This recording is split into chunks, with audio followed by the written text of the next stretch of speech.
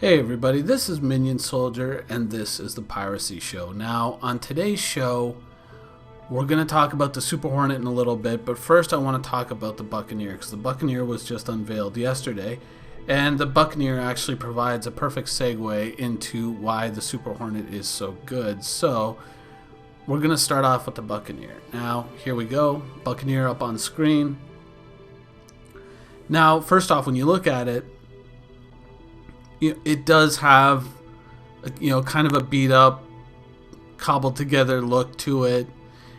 But, when I'm looking at it, just in visual appearance, I'm not seeing a Drake ship. When I look at a Drake ship, I know that I'm looking at a Drake ship. And so I'm kind of wondering if this isn't marking some kind of transition for Drake. Like, how, okay, you got the Gladius, and you got the Saber. The Gladius is the old Aegis, the Saber is the new Aegis, right? So maybe where here we got the Cutlass, and here we got the Buccaneer, maybe the Cutlass is the old Drake, and the Buccaneer is new Drake. Okay, I can see that, somewhat, actually the leader of my org said that he could kind of see the Reliant in the wings of the ship, and at first I didn't see it, and then afterwards I was kind of looking at images of both, and now I just can't unsee it, like sort of, except the engines on the Reliant don't go all the way through the wing, but yeah, I do totally see that now. The cockpit though, even though the cockpit doesn't look like a Drake cockpit, so to speak, I mean, if they had just kind of lifted the cockpit from like the old the old Herald, and just put that cockpit on this ship, I think it would have looked a lot more Drake and certainly a lot more attack helicoptery. Because when I was talking about it in ship updates, I was saying, Ben said it was going to look like a Hind. And I don't see that at all. I actually see more the Gunstar in the cockpit design. Going back, it was more Lando's comment that kind of hit it on the mark with when he talked about the Gunstar. I definitely see that more, and it's really different from a Drake ship. And usually the cockpit is the one thing that kind of makes a Drake ship, and this one doesn't look like a Drake ship. But overall, I mean, my first impressions of it, for me, appearance is totally secondary as long as it performs. And with those big engines, it looks like it's going to go fast. So that has me excited. The cockpit design overall, I mean, just the visibility all around. And it looks like that bottom pane, sort of where your feet would almost be resting, is clear too. So I mean, if you imagine having like a VR helmet and flying something like that, and you can look around in all directions and you can see all around you, that is an amazing thing. I'm really happy with that. That is definitely a step ahead of many ships out there. I think up until now it was the Mustangs that actually had one of the best visibility cockpits out there. I think it was a Mustang Alpha and the Mustang Beta, just because they don't even have the little lines in or dividing the panes on the window. It's all just solid piece. And I mean, if you've ever sat in a Mustang in the hangar and just looked around, it's an amazing view that you get from that fighter. It's so I was really pleased with that. Now I don't see the 360-degree weapons at all, and that's kind of where we're going to kind of start to make our transition here to the Super Hornet. Is once again, you see like the weapons, there's kind of two seemingly halfway down the wings, then there's two on the ends, and I'm guessing there's a big gun that looks like down underneath, and so I guess maybe there's twinned guns underneath, which is cool. I mean, but like the thing of it is once again, we're dealing with these guns that are spread out all over the ship, and certainly these guns that are underneath, even if you could put them on a gimbal, you can't really incline them to shoot upwards, so that limits their angle, and the rest of them are kind of trapped up against the wing or whatnot, so it looks like their angles are very limited if you could gimbal them to where you could aim them. So that's not so great, and it kind of plays into a problem with a lot of Star Citizen ships. Is like a lot of these ships, when you go from, say, the $45 range to basically now the $110 range, a lot of these ships have kind of mix and match guns on them. You know, they can have a lot of guns, but it's sort of like we got 2 that are fixed, 1 that's gimbaled, or 2 that are gimbaled, 1 that's fixed, you know, that sort of thing. Whereas when you go to a ship like the Super Hornet, or even just the regular Hornet, if you buy all the aftermarket add-ons after the fact, either through Voyager Direct or I guess now through the Baby PU, you can rent them all. Except I don't know if the ball turret's up. I haven't checked that yet. I actually got into the the PTU, but I haven't downloaded it yet. I've been kind of busy with another project on the side. But yeah, so you have all these ships that are sort of mix and match weapons, and I kind of understand the theory behind that. And the theory is, you know, okay, like you can use these 2 weapons to take down the shields, then you use this weapon to take down the armor, blah, blah, blah. And that's how we do it, you know, and it's trying to make this kind of layered gameplay, right? Which sounds really good. But see, the problem is that when you have a choice, why not just hit them with all your guns at once? You know, there's sometimes there's kind of like this funny kind of emphasis in video gaming of this sort of finesse gameplay, which can be fine when the finesse gameplay leads to kind of like a big hit or a killing blow. That can be like a really, really great thing. The problem is that all too often the finesse gameplay, the skill gameplay that a lot of game designers put into games doesn't really lead to the killing blow. And then the best thing to do is just bring all your guns to bear at once and just hit them with everything, you know? And, you know, you can say, well, I'm going to take my time to do a death by 1,000 cuts. Or the next guy can say, well, I'm just going to crank him in the head with a baseball bat and game over. And I think with a lot of these lower tier fighters, that's kind of one of the problems is that they're designed around kind of like a layered gameplay or a more careful approach to gameplay that really isn't there. And the reason why it isn't there is Segway, this ship, the Super Hornet. Now, the Super Hornet really is, and I mean, when I'm talking about the Super Hornet, I'm talking about the F-7C, the Ghost, the Tracker, and the Super Hornet, because the Super Hornet can be reconfigured with just about every piece of equipment that you can put on any other type of Hornet, which is one of the strengths of the Super Hornet, what makes it such a great fighter. But the thing that makes the Super Hornet amazing is the fact that the Super Hornet is 6 guns all in.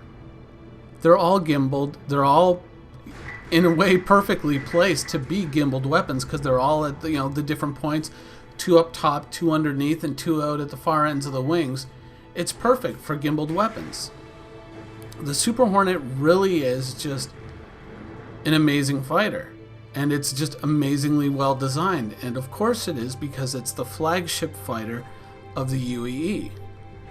Now, all the other ships, they kind of use this kind of it almost seems like they're trying to get this delicate layered gameplay in, whereas the Super Hornet is more like no, I'm just going to walk around and smash people in the head with a baseball bat type gameplay and just get it over with. And it works. And it works surprisingly well. There's a reason why the Super Hornet is dominant. And once, the F-7Cs and the Trackers and the Ghosts can all fit all the equipment that the Super Hornet can, once we can swap all that equipment around, you're going to see the same thing. You're going to see the same possibilities out of those fighters. I mean, they'll be able to bring up to 6 guns to bear. Now, of course, the tracker you'll have to remove the radar, or the ghost you'll have to add the Super Hornet turret. You'll pay a penalty, obviously, in your stealth capabilities, but you're still gonna have one hell of a fighter out of that. And I mean, seriously, sit down and think of the possibilities for investing $110 in a Hornet. And oddly enough, Buccaneer coming up for sale at $110 allows you to do a 1-for-1 trade. Once you buy a Buccaneer with LTI, then you can get a Hornet. With a Hornet, what can you do? You can turn it into a Hornet Ghost in-game for Alpha UEC at some point in the future. I'm not saying that all of this is going to be in 2.4, but in the future, this stuff is all going to be there. And if you read the Hornet brochure, you'll see the exact matrix of everything that's tradable to all the ships. So you can take your F7C and you can buy the radar and make it into a tracker. You can buy the stealth skin and the stealth components and you can make it into a ghost. You can do the same thing with your Super Hornet. I mean, you could take your Super Hornet, and this is actually one of the first things that I wanted to do when I first started playing Star Citizen. One of the things that I really wanted to do was I wanted to take the Super Hornet, I wanted to add the stealth skin from the Ghost, and then add the radar from the tracker, so I would have somebody in the jump seat working the radar and switch the radar into passive mode, which if you read the brochure, you can do. And I was going to walk, just basically fly around and be the eyes of the fleet and just hunt people down and say, hey, we got 2 guys in this asteroid field here. Let's jump them type thing.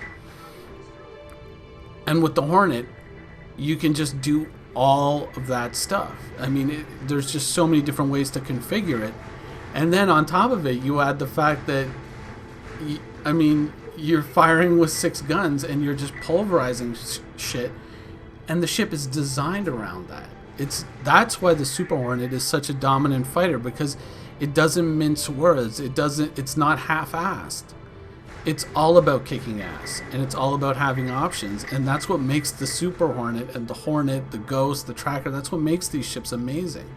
I mean, if you go out, like even if you have a Tracker in your hangar and you're like, well, I don't really know if I want a Tracker, sometimes I want to have a Super Hornet instead. Well, once we're far enough into the game and once we have all the options unlocked, you can just turn your Tracker more or less into a Super Hornet. You can turn your F7C into a Super Hornet as long as you're willing to sacrifice the jump seat and I think, 1 size of power core. You're good to go. You can have all 6 guns. You can do it with the Ghost. You can do it with just about anything. And that's one of the things that makes the Super Hornet so good. That and the resiliency of the ship. It's such a good ship, and it's so well designed. I mean, all its weapons firing all at once at one target. Instead of you can use these 2 guns, or you can use those 2 guns, or you can, make them all gimbaled guns, but then you got to downsize a few of them. Whereas the Super Hornet isn't designed around that. It's designed around just kicking ass, and that's kind of why the Super Hornet, especially if you buy the full-on Super Hornet, is so expensive versus the other fighters, is because it really is one of the only decent fighters in the game, whereas everything else is kind of more or less like it's a civilian ship that can fight. It's a civilian ship that can do this, but can do that, or an exploration ship, or like a little baby hauler or something like that. Whereas the Super Hornet is just, it's all about just destroying stuff. But then apart from that, you have these other options, these other roles that you can do. You can take on the roles of the different Hornet family ships. I'm not sure if that really made sense the way I said that right there, but you know what I mean? This is why the Super Hornet is so good, because it has so many options. You can do so many things, and you just have to buy that one F7C Hornet, and you unlock so many of those options. Or you can go all out and you get the 2-seater Super Hornet, and you still have all these options. You just have the little added option of a 1 size larger power core, which is a size 4, and a second seat in the back. I mean, like, just sit and think about it. Let's say you're in an org, you're in a mercenary org, and every other night you guys are going out on ops together, and your fleet makeup might switch based on what you're doing. So, one night you might have to sneak past some defenses to do whatever you got to do. If you got a Hornet, well, you just slap on your ghost components. There, your stealth. You can slip past. Oh, we need someone to act as a spotter for the team, or to do a little secondary E-War, which the tracker can do according to the E-War write-up. You got the tracker. You slap on your tracker components and you're good to go. Oh, well, tonight, we need heavier fighters, harder hitting fighters. Well, you can put that big size 4 mount on the turret slot. You put size 3 in the wings. You still got your size 1s down on the nose turret. And you're a heavy hitting ship. And you just option after option after option, all the things that you can do, and you can mix and match these parts. I mean, it's what makes the Hornet platform so good. And when you have a platform like the Hornet in Star Citizen, you start to look at the other fighters and you go, well, this guy's got 3 or 4 different variants, but they're separate ships, whereas Hornet just has all the options. And like, the Hornet is so strong that even if, like, let's put it this way, the Buccaneer would have to be so good for me to consider it over a Hornet. Like, when I look at the Buccaneer, if I were, let's say I were a freshie, I was brand new into Star Citizen, but I knew what I already know, I would look at the Buccaneer as a perfect opportunity to get in on the Hornet family in an F7C with LTI. And that's exactly what I would do. If I could only buy one ship in Star Citizen, one ship, and I was limited to say $110, $120, I would buy the Buccaneer next week, and then I would flip it for an LTI F7C Hornet, knowing that down the road I would have all these options. In a heartbeat, that's exactly what I would do. And I wouldn't even think twice about it, because I would have all these options. That's what makes the Hornet platform so good, is not only do you start off with an absolutely kick-ass fighter, but then you have all these other options on top of it, whereas with all these other fighters, you start off with a mediocre fighter, and then you don't have any options.